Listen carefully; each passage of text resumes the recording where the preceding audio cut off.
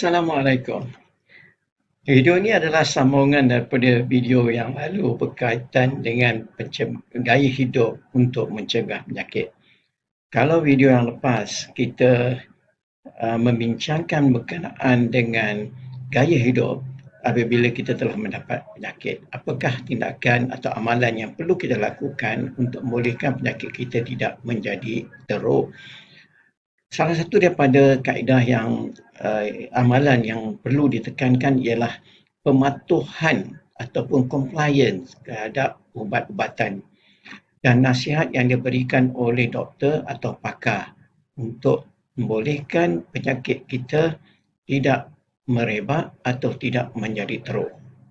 Okay. Pada video kali ini kita akan membincangkan sekiranya penyakit itu berterusan dan sehingga menyebabkan komplikasi. Bila penyakit menjadi lebih teruk, dia menyebabkan kerosakan kepada organ tubuh seperti menyebabkan kerosakan buah pinggang, menyebabkan kerosakan jantung, kerosakan hati, kerosakan sendi lutut, kerosakan minda atau otak dan sebagainya. Dan kerosakan organ tubuh ini boleh menyebabkan kita mengalami kekurangan dari segi fungsi. Setiap sekiranya berlaku kerosakan organ tubuh tersebut, maka amalan yang gaya hidup kita perlu dah disesuaikan keperluan untuk kita terus hidup. Contohnya di sini ialah sekiranya kita mengalami kerosakan buah pinggang, maka kita perlulah mendapatkan dialisis. Dan seperti yang kita ketahui bahawa untuk dialisis kita perlu berada di pusat dialisis atau di hospital satu jangka masa 4 jam selama 3 kali seminggu. Dan sekiranya kita mendapat masalah jantung, maka kita perlu mengadakan exercise ataupun latihan di hospital. Dan sekiranya kita mengalami stroke, mungkin kita perlu mempelajari semula bagaimana untuk berjalan dan mengurangkan ketegangan otot.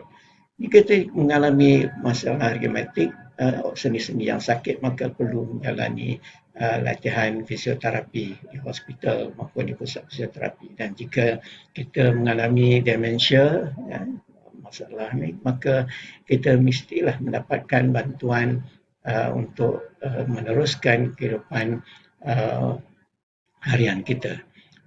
Selain daripada itu, setengah daripada penyakit menyebabkan kecacatan yang kekal, dan ini mungkin memerlukan kita menyesuaikan gaya hidup dengan meneruskan dengan melakukan aktiviti harian.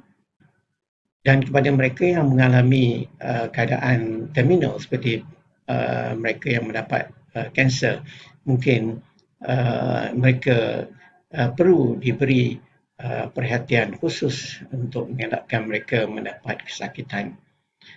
Jadi ini merupakan beberapa amalan yang perlu dilakukan oleh mereka-mereka yang mengalami penyakit yang telah pun lanjut. Dan mereka perlu terus patuh kepada comply pengambilan ubatan sepanjang hidup.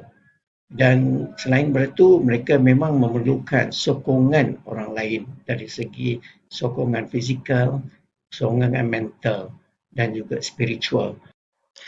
Bercakap tentang ketidakpatuhan kepada rawatan, kadar mereka yang tidak mengambil ubatan secara yang teratur ataupun terus meninggalkan ubatan adalah tinggi, sama ada di negara kita maupun di negara-negara yang lain. Ketidakpatuhan ini boleh mengakibatkan kesan terhadap pesakit. Bila mereka tidak patuh, maka ubatan itu tidak akan berkesan untuk mengawal penyakit tersebut, dan ini boleh menyebabkan penyakit menjadi semakin teruk dan kadang-kadang sukar kawal hingga boleh membawa mati.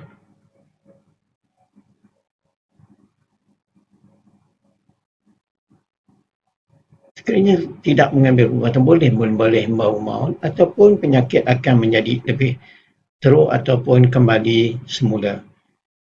Jadi untuk mengatasi masalah ini, maka sakit perlulah sering berjumpa dengan doktor, mendapat nasihat dan cuba melakukan aktiviti yang boleh membantu dia untuk patuh kepada perubatan. Ini termasuk mendapatkan peringatan dan juga bantuan daripada keluarga dan juga kawan untuk membolehkan kita mematuhi perawatan dan juga pengubatan. Video tadi menunjukkan bahawa betapa pentingnya kita untuk mematuhi kaedah rawatan seperti yang disarankan oleh doktor dan juga pakar.